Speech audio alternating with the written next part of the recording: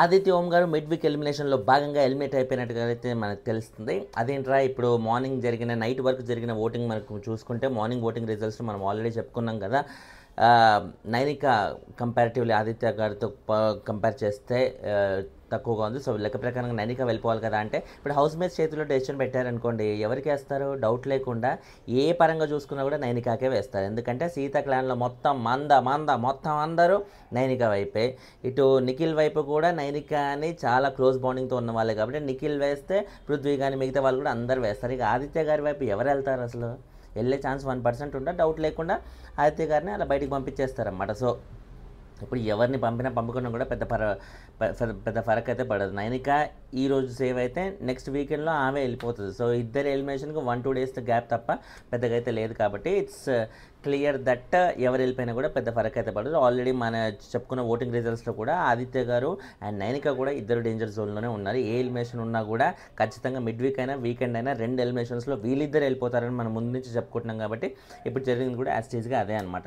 Obviously వీళ్ళిద్దరే వెళ్తారు. ఎందుకంటే మిగిలిన నలుగురు కూడా వీళ్ళ ఓటింగ్కి దరిదాపుల్లో కూడా లేదా నిఖిల్ కానీ లేకపోతే నబీల్ కానీ విష్ణుప్రియ కానీ మణికంఠ కానీ అందరి ఓటింగ్ మంచి స్టాండర్డ్స్తోనే ఉంది కాబట్టి వాళ్ళ ఓటింగ్కి దరిదాపుల్లో వీళ్ళు వచ్చే ఛాన్స్ అయితే లేదు కాబట్టి ఆ పరంగా వీళ్ళ ఇద్దరే ఆబ్వియస్లీ ముందు నుంచి వెళ్ళిపోతారు. ఇప్పుడు మనం చూసుకుంటే ఆదిత్య ఓం యాక్చువల్లీ శేఖర్ భాష వెళ్ళిపోవాల్సిన అదే వీక్లో వెళ్ళిపోవాలి. కానీ ఆ వీక్లో ఏం పెట్టారు? ఆడియన్స్తో లింక్ చేసి, ఆడియన్స్తో అంటున్నా ఇంట్లో ఉన్న హౌస్ మేట్స్తో లింక్ చేసి వాళ్ళు ఎవరికి ఓట్లు వేస్తే వాళ్ళే ఉంటారు హౌస్లో, మిగిలిన వాళ్ళు వెళ్ళిపోతారు అన్నట్టుగా అయితే ఉన్నారన్నమాట.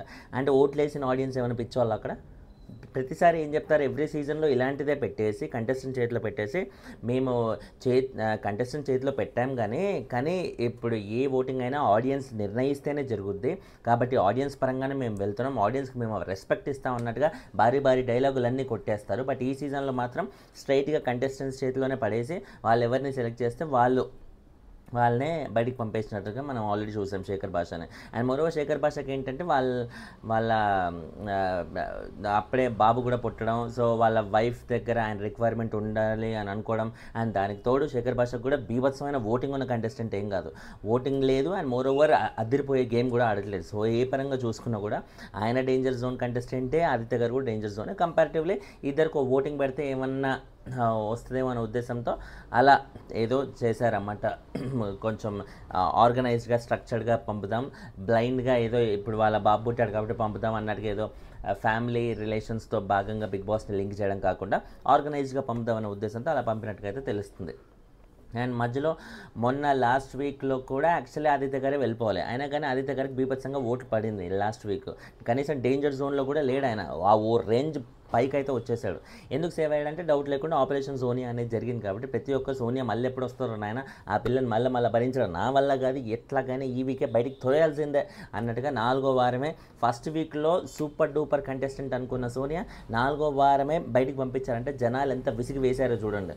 సో అంత విసిగి వేశారు కాబట్టి ఇమ్మీడియట్గా మళ్ళీ సోనియా దొరకదేమో, ఇప్పటికిప్పుడే బయటికి తోయాలనే ఉద్దేశంతో అసలు ఏమాత్రం గేమ్ ఆడని పెద్దగా బయటికి ఇంపాక్ట్ చూపించిన ఆదిత్య గారికి కూడా బీభత్సంగా ఓట్లు వేసేసారు. పృథ్వీకి కూడా బాగా ఓట్లు వేశారు, సోనియాని బయటికి పంపించారు అనమాట. అంటే డేంజర్ జోన్లో ఇంకే కంటెస్టెంట్ ఉన్నా రిస్కే, వాళ్ళు కూడా సోనియా బదులు బయటికి వెళ్ళిపోయే ఛాన్స్ ఉందనే ఉద్దేశంతో ఆదిత్య గారికి పృథ్వీకి ఇద్దరికి ఓట్లు గుద్దారు. తద్వారా సోనియా బయటికి వెళ్ళాల్సి వచ్చిందనమాట. అండ్ ఈ వీక్ ఇప్పుడు ఇన్ని వారాలు ఆదిత్య గారు ఏదో ఒక రూపంలో ఎస్కేప్ అవుతూనే వచ్చారు ఎలిమినేషన్. సో ఫైనల్గా ఈ వీక్ ఆబ్వియస్లీ ఇంకా ఇంకొక వారం కంప్లీట్ వారం మొత్తం ఎందుకు ఆయనని భరించడం, ఆల్రెడీ ఇప్పుడు చాలా ఎక్కువగా ఉన్నారనే ఉద్దేశంతో మిడ్ వీక్ ఎలిమినేషన్లో భాగంగా ఇలా హౌస్ మేట్స్ చేతిలో పెట్టేసరికి ఇలా ఆయన్ని బయటికి పంపించినట్టుగా అయితే తెలుస్తుంది. హౌస్ మేట్స్ చేతిలో పెట్టించకపోయినా ఎలాగైనా సరే మిడ్ వీక్లో కాకపోతే వారాంతంలో అయినా ఆయన వెళ్ళిపోవాల్సిందే. ఎలాగో డేంజర్ జోన్లో ఆల్రెడీ కంటిన్యూ అవుతున్నారు కాబట్టి, సోనియా లేదు కాబట్టి ఆబ్వియస్లీ ఆదిత్య గారు డేంజర్ జోన్లోనే ఉంటారు, అలాగే బయటికి వెళ్ళిపోయినట్టుగా అయితే మనకు తెలుస్తుంది. మరి ఆదిత్య గారు ఎందుకు ఎలిమినేట్ అయ్యారు ఏంటి అని మనం చూసుకుంటే ఆయన ముందు నుంచి ఒకే పందాలో ఉన్నారన్నమాట. గేమ్ కోసం బిగ్ బాస్లో ఇప్పుడు నేను లొల్లిలు పెట్టుకొని రచ్చరచ్చ చేస్తేనే దాని ద్వారా కంటెంట్ వస్తేనే దాన్ని నేను మంచిగా క్యాష్ చేసుకొని ముందుకెళ్ళొచ్చు అని ఒక ఇంటెన్షన్ ఎవరికైనా ఉంటుంది. అదేం తప్పు కాదు, ఎందుకంటే బిగ్ బాస్లో అలా ఉంటేనే జనాలు కూడా ఇంపాక్ట్ అవుతారు. అది పాజిటివ్ ఇంపాక్టే నెగిటివ్ ఇంపాక్ట్ అని పక్కన పెడితే జనాలకు నచ్చేది ఆ కైండ్ ఆఫ్ కంటెంట్ ఇస్తేనే హౌస్లో ఎక్కువ రోజులు సర్వైవ్ అవ్వడానికి అయితే ఉంటుంది. కానీ ఆదిత్య గారు నేను ఇన్ని సంవత్సరాలు బతికింది ఎలాగైతే ఉన్నానో ఒక మంచి వ్యక్తి అన్నట్టుగా ఎలా ఉన్నానో నేను అలాగే ఉంటాను. ఇప్పుడు గేమ్ కోసం నన్ను నేను మార్చుకొని నాలో లేని క్వాలిటీస్ ఇంజెస్ట్ చేసుకునే ఒక రకం అయితే నేను కాదు. ఇప్పుడు ఏంది, నన్ను వెళ్ళిపోమంటారా, వెళ్ళిపోతా, ఉండమంటారా, సరే ఉంటా. అంతేగాని మీ గేమ్ కోసం నేనేమి నన్ను నేను మార్చుకోలేను అన్నట్టుకైతే తను ఎలాగైతే ఉన్నాడో అలాగే ఒక మంచి వ్యక్తిలాగా, ఒక రేలంగ మావయ్యలాగే ఉన్నాడు తప్ప దీని నుంచి, ఆ లిమిట్ నుంచి, ఆ బౌండరీ నుంచి ఎప్పుడు బయటికి రావాలని అనుకోలేదు. బయటికి రాకపోతే గేమ్లో కష్టం, బయటికి వెళ్ళిపోతామంటే ఓకే ఫైన్ వెళ్ళిపోతా అన్నట్టుగానే ఉన్నాడు తప్ప ఆయన ఎప్పుడు బయటికి రావాలని అనుకోలేదు. అదొక కొంతమంది ఉంటారు. ఇప్పుడు సీజన్ 6లో ఆయన పేరు నేను ప్రతిసారి మర్చిపోతా, Chantigadu hero, Chantigadu cinema hero. ఆయన కూడా ఇలాగే, ఆయనని ఎన్నోసార్లు నాగార్జున గారు ఎవరు బాబు నువ్వు మారరా నాయన, కొంచెం మంచిగా కొంచెం అన్నిట్లో పార్టిసిపేట్ చేస్తూ ఏదన్నా వాయిస్ అవుట్ చేయాలనుకున్నప్పుడు గట్టిగా వాయిస్ అవుట్ చేయడం, నీ ఉనికిని కాపాడుకోవడానికి ఏదన్నా కాంట్రవర్సీ ఇష్యూస్లో కూడా నువ్వు దూరి తద్వారా ఒక జడ్జ్మెంట్ చెప్పడం, ఒక పెద్దరికంగా ఉండడం, ఇలాంటివన్నీ నువ్వు చేస్తుంటే అదిరిపోద్దా. నామినేషన్స్లో ఫైట్ చేయాలనుకున్నప్పుడు ఫైట్ చేయాలి, ఎక్కడైనా సరే నోరు తెరవాలనుకున్నప్పుడు తెరవాలి అన్నట్టుగా అంటుంటే నేను ఇన్ని సంవత్సరాలు ఉన్న విధానం ఇది, నేను ఉండే తీరు ఇదే, నేను ఇలా ఉన్నప్పుడు గేమ్కి కష్టమైతే బయటికి వెళ్ళిపోతాను, ఉన్నన్ని వారాలు ఉంటాను అన్నట్టుగా అయితే ఆయన అలాగే ఉన్నారు. అండ్ ఇప్పుడు ఈయన కూడా కొంతమంది కంటెస్టెంట్స్ ఇంతే, వాళ్ళు ఎలాగైతే పెరిగారో, ఎలాగైతే ఉన్నారో వాళ్ళు అలాగే ఉంటారు. అంతేగాని గేమ్ కోసమో ఇంకో దానికోసమో కెరియర్ కోసమో వాళ్ళలో లేని క్వాలిటీ బయటికి తీసుకోవాలనుకోరు. అలాంటి వాళ్ళు బిగ్ బాస్కి రాకపోవడమే మంచిదని ఐ పర్సనల్లీ ఫీల్ అనమాట. ఎందుకంటే వాళ్ళు ఇప్పుడు బిగ్ బాస్కి వచ్చి కొత్తగా సంపాదించుకున్నది ఏం లేదు. ఎప్పుడో ఒకసారి ఇలా అరే చాలా మంచోడ్రా ఆదిత్య గారు, చాలా మంచోడ్రా చంటిగాడి హీరో పేరెంట్ మాస్టర్ కింద కమెంట్స్ చేయండి. సో ఇలాంటి వాళ్ళు మంచోడు రా అని అనిపించుకోవడం తప్ప ఆ మంచోడు వల్ల మనకు రూపాయి రానప్పుడు, దానివల్ల ఎటువంటి ఉపయోగం లేనప్పుడు, లేకపోతే కెరియర్లో ఏది ఛాన్స్ రానప్పుడు ఏ పరంగా దేనికి అది. సో వీళ్ళు బిగ్ బాస్ లాంటి ప్లాట్ఫామ్ కాకుండా మిగతా ప్లాట్ఫామ్స్ ఏదన్నా చూస్ చేసుకొని మంచి ఏదన్నా హ్యూమానిటేరియన్ యాంగిల్లో చేసే షోస్ చాలా ఉంటాయి.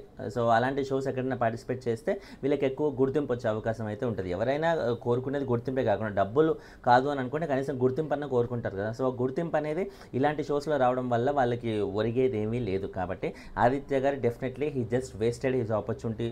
అండ్ ఈ 5 weeks టైం తను ఖచ్చితంగా ఒక వేస్ట్ అవ్వడం తప్ప ఇంకోటి అయితే లేదు. కొత్తగా తను ఇట్లా తెచ్చుకున్న పేరు ఇంకోటి కానీ ఏం లేదు. ఇప్పుడు దాన్ని ఆదిత్య గారు మంచోడు అనడం వల్ల ఆయనకి సడన్గా ఏమి ఒళ్ళో వచ్చి ఊడిపడట్లే, అది డబ్బులు రావట్లే, లేకపోతే ఏదైనా ఆపర్చునిటీస్ రావట్లే, ఏమీ రావట్లే. ఆయన ఏదో సెకండ్ ఇన్నింగ్స్ కోసం వచ్చాడు అని అనుకోవడానికి కూడా, సెకండ్ ఇన్నింగ్స్ కోసం ఏదో సినిమాల్లో మళ్ళీ హీరోగా కంటిన్యూ అవ్వాలి, లేకపోతే ఏదైనా క్యారెక్టర్స్ ప్లే చేయాలని అనుకున్నా కూడా ఏ క్యారెక్టర్స్ ప్లే చేయాలి, ఇప్పుడు చాలా మంచోడు సాధుగోవు అన్నట్టుగా ఈ టైప్లో ఏమైనా ప్లే చేయాలా?